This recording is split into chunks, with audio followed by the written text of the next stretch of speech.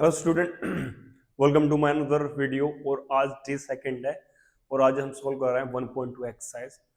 तो कंप्लीट जितने भी क्वेश्चन है अप्रोक्स इसमें है तुम्हारे 5 क्वेश्चंस को हम सॉल्व कराएंगे। एंड होप कर रहे हैं फर्स्ट एक्सरसाइज आपको अच्छे से समझ में आ गई होगी। कोई भी डाउट है तो कमेंट बॉक्स में लिख दीजिए, ठीक है। एंड नाउ फर्स्ट जो क्वेश्चन है उसमें आपको एक इरेशनल वैल्यू दे रखी है एंड उस इरेशनल वैल्यू को हमें वेरीफाई करना है कि इरेशनल वैल्यू ही है, ठीक है, शो करना है। सबसे पहले मैंने आपको स्टार्टिंग में एक चीज बताई थी, क्योंकि चैप्टर का नाम रियल नंबर है तो जितने भी नंबर्स होते हैं वो सभी रियल के अंडर आते हैं।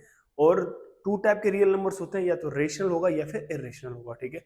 अब किसी भी नंबर को यदि आपको इरेशनल प्रूव करना है तो सबसे मेन चीज है, एंड वो आपको दे रखा हो कि ये इरेशनल है, तो हम क्या करते हैं, कॉन्ट्राडिक्शन मेथड यूज करते हैं। कॉन्ट्राडिक्शन मेथड से मतलब ये है कि हम उस चीज को वो न मान के दूसरी चीज मानो, एंड जो हमने माना है उसे गलत प्रूव कर दीजिए।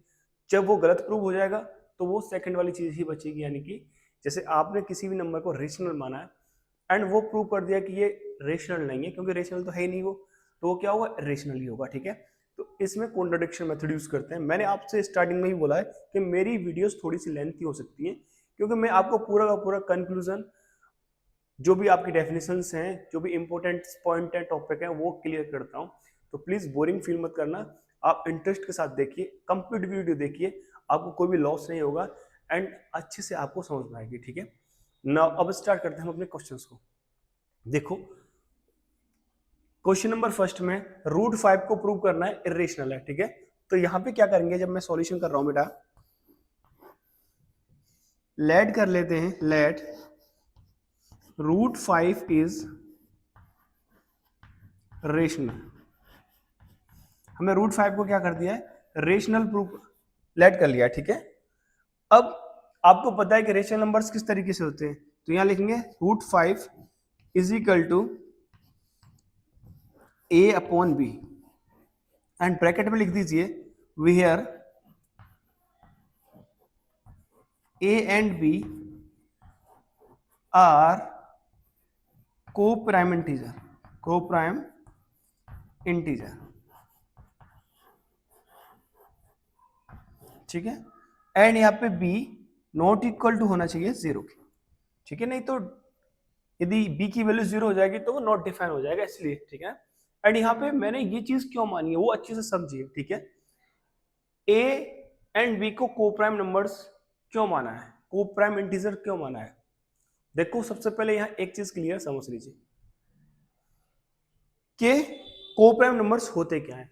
को प्राइम नंबर्स ऐसे पेयर्स ऑफ नंबर्स होते हैं जिसमें 1 के अलावा उनका कोई भी कॉमन फैक्टर नहीं होता है, ठीक है। यदि मैं इस क्वेश्चन में ये वेरीफाई कर दूं, ये प्रूव कर दूं कि ये जो a एंड b है को प्राइम नंबर्स नहीं है, और मैं ये वेरीफाई कर दूं कि कोई नंबर 1 के अलावा इन दोनों को डिवाइड कर रहा है, तो ये मेरा जो मैंने यहाँ पे माना हुआ है कि a एंड b को प्राइम नंबर है, ये गलत साबित हो जाएगा। और जैसे ही गलत साबित होगा तो यहाँ पे जो मैंने लेट किया है √5 इज रेशनल, वो रेशनल नहीं रहेगा। एंड जो भी रियल नंबर रेशनल नहीं होता वो क्या होता है, रेशनल होता है। वो चीज यहाँ पे आपको समझ में आएगी, ठीक है ना। तो नाउ आगे स्टार्ट करते हैं हम स्क्वायरिंग बोथ साइड, स्क्वायरिंग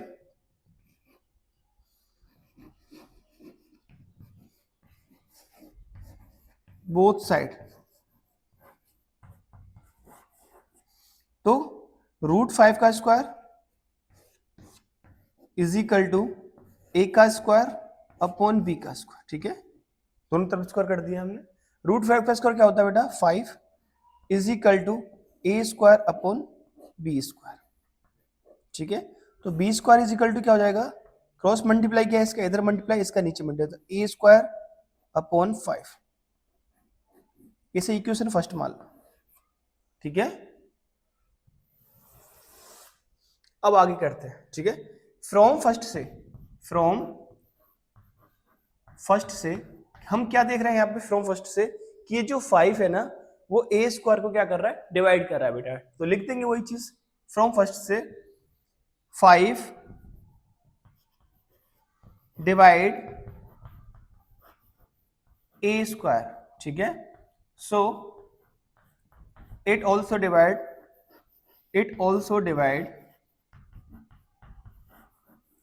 5, ये 5 को भी डिवाइड करेगा। समझ में आई नहीं आई? नाउ अब नेक्स्ट स्टेप में क्या करना, ध्यान रखना, बड़े ध्यान से समझना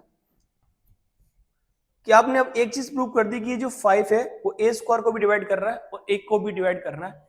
तो अब मेरे को यहाँ एक और चीज वेरीफाई करनी है कि ये जो 5 है ना वो बी स्क्वायर या फिर बी को भी डिवाइड कर रहा है। समझ में आ रहा नहीं आ रहा है? ऐसा करते ही मेरा सॉल्यूशन हो जाएगा। तो उसके लिए यहाँ पे क्या करना है, पुट करना है, पुट जो आपकी इक्वेशन फर्स्ट आपको दिख रही है उस फर्स्ट इक्वेशन में जो ए की वैल्यू आपको दिख रही है उसको क्या पुट करना है, A is equal to 5r। R से मतलब यहाँ पे कोई भी एक वेरिएबल हो सकता है, ठीक है। आर की जगह आप कुछ भी यूज करो, एम करो, पी करो, क्यू करो, कुछ भी करो, सिर्फ नहीं।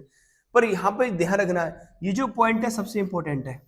यदि क्वेश्चन में √2 होता तो यहाँ पे 2 पुट होता, √3 होता तो यहाँ 3 पुट होता, क्योंकि हमें क्या करना, सेम वैल्यू लेके आनी है, ठीक है। तो इन इक्वेशन फर्स्ट में से पुट करना है। तो क्या हो जाएगा बेटा, B square is equal to, A की जगह पे मैं 5r रखूंगा और उसका स्क्वायर कर दूंगा अपॉन 5, ठीक है। सिंप्लीफाई करते हैं इसे, 5 का स्क्वायर क्या होगा 25, r का स्क्वायर अपॉन 5 से ये कितनी बार कट गया 5 है। तो B square is equal to क्या हो गया बेटा 5r स्क्वायर। तो r स्क्वायर की वैल्यू क्या हो गई, r square is equal to, इस 5 को इधर डिवाइड कर दूंगा तो बी स्क्वायर अपॉन 5, इक्वेशन हो गई ये सेकंड, ठीक है।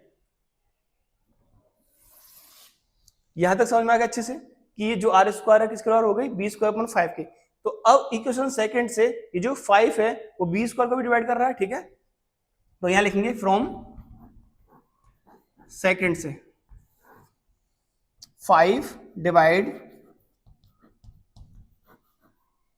B square, so it also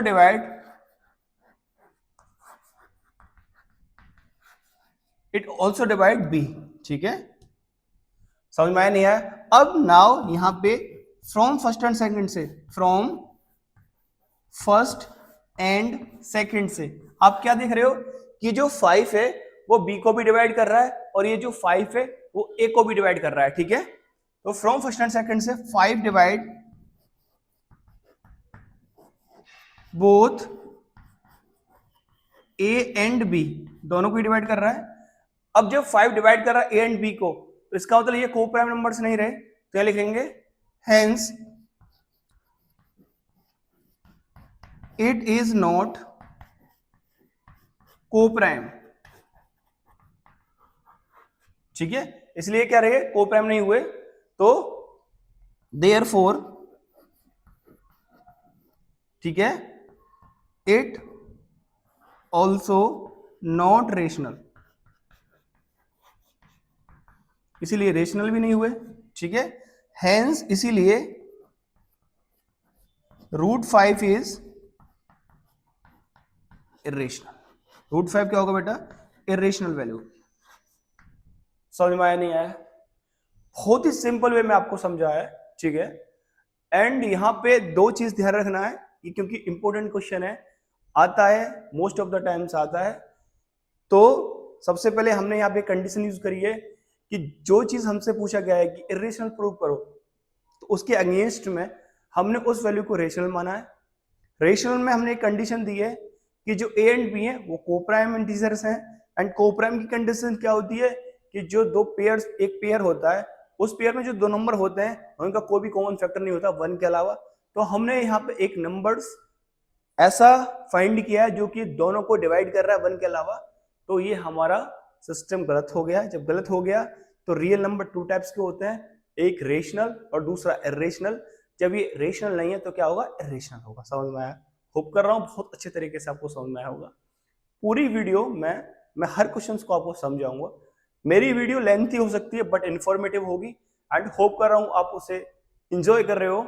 and math में कभी भी पैनिक मत होना, एंड क्या बोलूँ, शेयर कर दीजिए अपने फ्रेंड्स को। Thank you.